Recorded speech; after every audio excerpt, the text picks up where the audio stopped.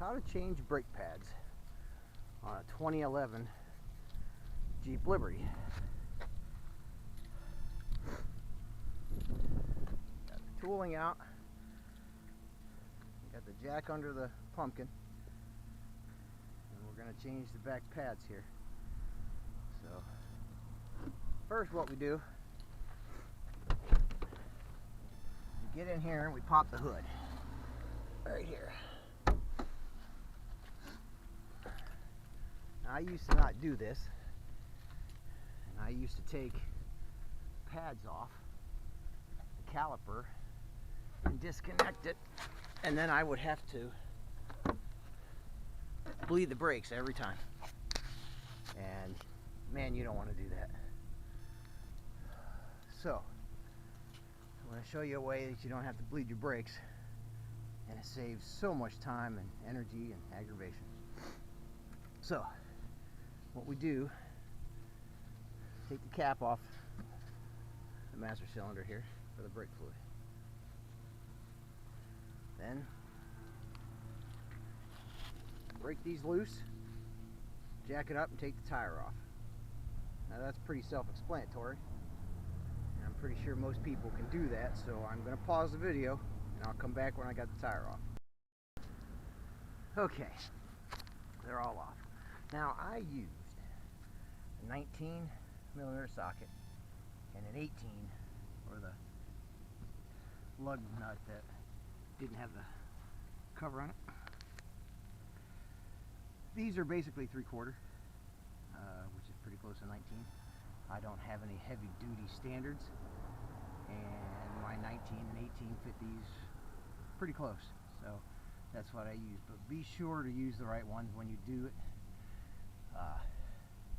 because you don't want to strip these or get them stuck or anything. So the car's jacked up, the Jeep is jacked up. Got the lug nuts off, and the tire's probably stuck.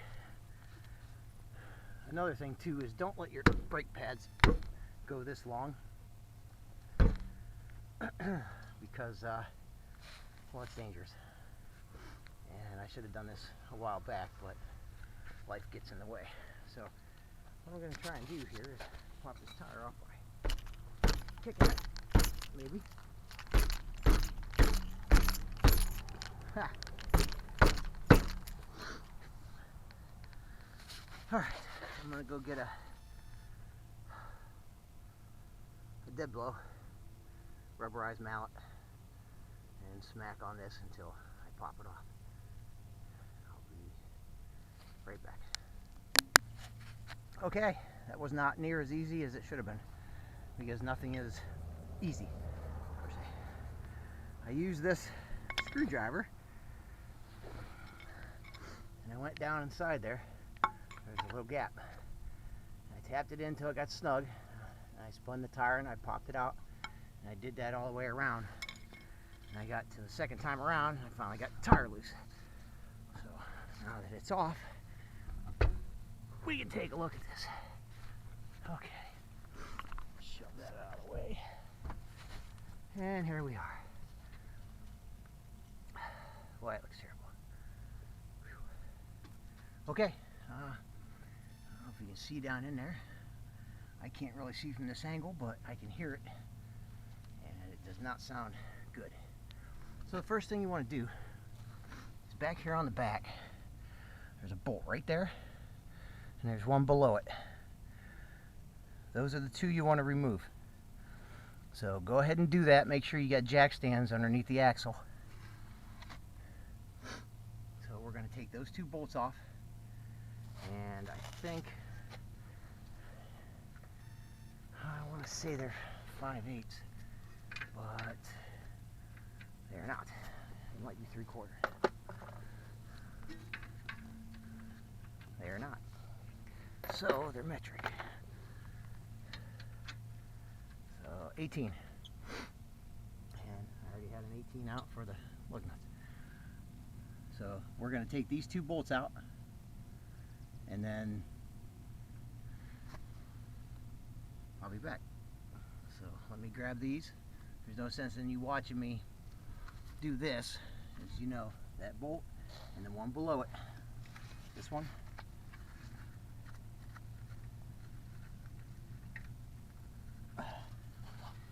and that one. Those two bolts we want to take out and then carefully pull this off. But once I get the two bolts out, I'll come back. One note I do want to say, if you've got a breaker bar, use it. Because trying to get the leverage on this thing under here is a pain. But I got them both broke loose, so now I can take them off, and then I'll be able to show you the caliper. That looks terrible. Alrighty, we'll be all right here. Let me get these off, and I'll show you the caliper come off. So, all right, both bolts are out, and I just want to say I am not a mechanic. I just do what I have to do to get by. I do what I got to do to fix the vehicles so we can get to work, this, that, and the other. If I didn't at least feel that what I'm doing is in the end done right and safe, then I would go somewhere, because I'm not going to take my life or my family's life and jeopardize it like that. But I've done this for years this way, and I feel confident enough in the way that I do it that it will be done right when it's over, and it will be safe for me and my family, and that's the important thing. But just for anybody out there, I'm not a mechanic. This is just how I do it, and hopefully maybe by doing it this way, maybe I can help save somebody a little bit of aggravation, or show them something they didn't know, or whatever the case may be. I'm just trying to help. So now that this is off, we're going to pull this off here. Probably need a screwdriver.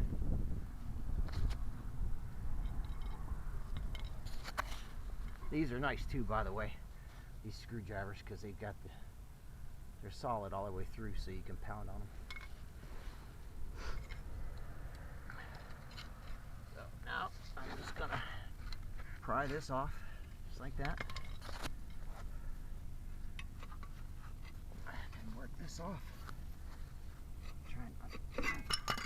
And you don't want to pull on the brake line like that. Wow, look at that.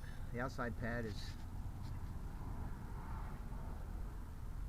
in really nice shape, and the inside pad is gone. So we'll prop this up there like that. Let me grab the pad down here. Oh yeah, that's a nice one there. Yeah. I'm the only one that drives this, so yeah, that's for the most part why I left it go so long. But I should never let it go this long. So, but that's, wow, okay. So there we go. So I will grab the pads, and then I'll show you how we're going to get that cylinder back in there so we can get the new pads on. And I'm going to take that pad off, and I'm going to throw it out.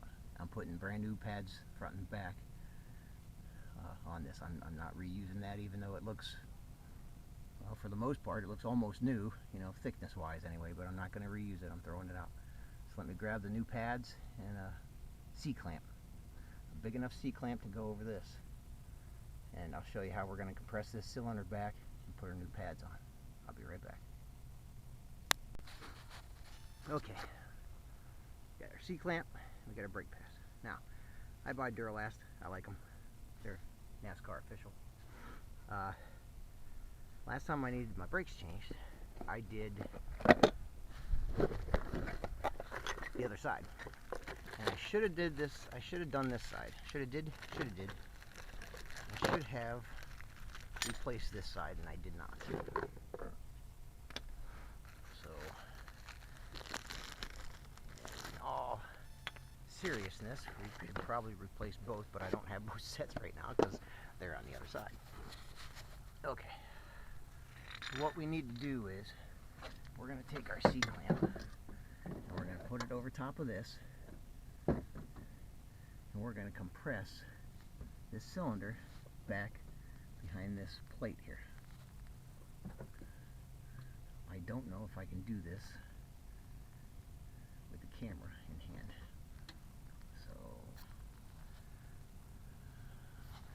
Let me get it snugged up and then I'll come back. Okay, I pulled it off from laying up there and I spun it this way.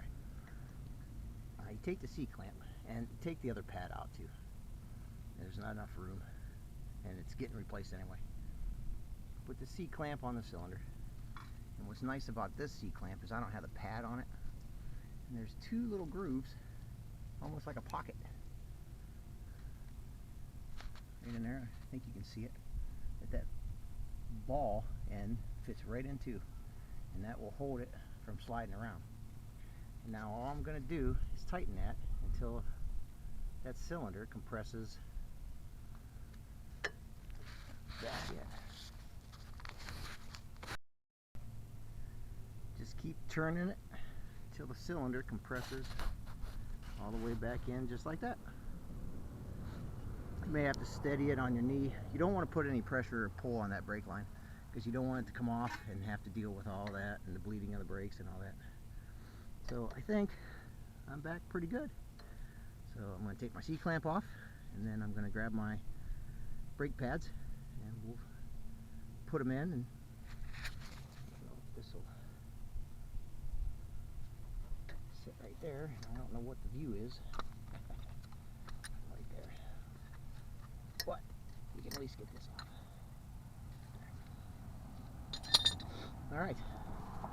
Now we just need our pads.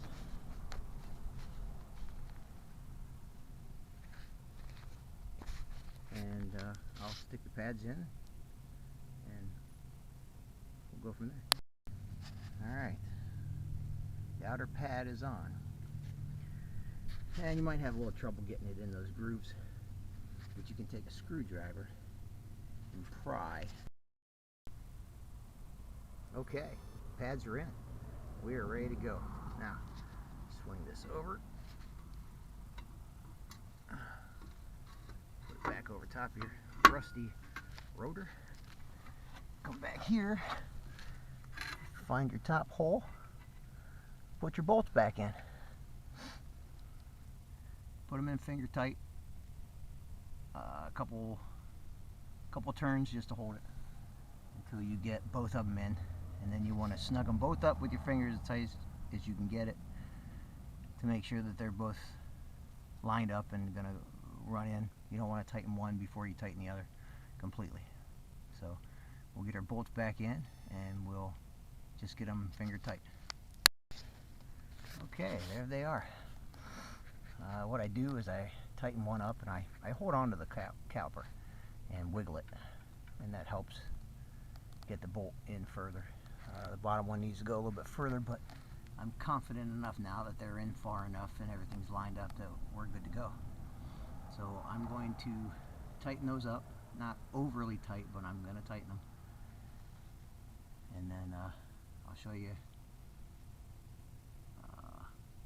about the brake fluid up front, and we should be good. But that's it. We've got the pads changed, we've got the caliper back on, and now we just want to tighten these bolts, and a couple of little things left, and we're done. Okay, those are tight. Now we're gonna go back. Oh goodness. Ooh, the knees aren't like they used to be. Oh, it's hell getting old. Okay, then we come up here, come back to our brake fluid master cylinder here, and we're going to cap it back off and seal it. We took that off because when we C-clamp the cylinder, it's going to push some fluid back, and we'd get resistance if this was closed. So we open it so it can push back into here without giving us any too much resistance, and that's how it worked, which was really nice. So now it's just a matter of we'll get our tire back on, snug up our lug nuts before we lower it, and that's next.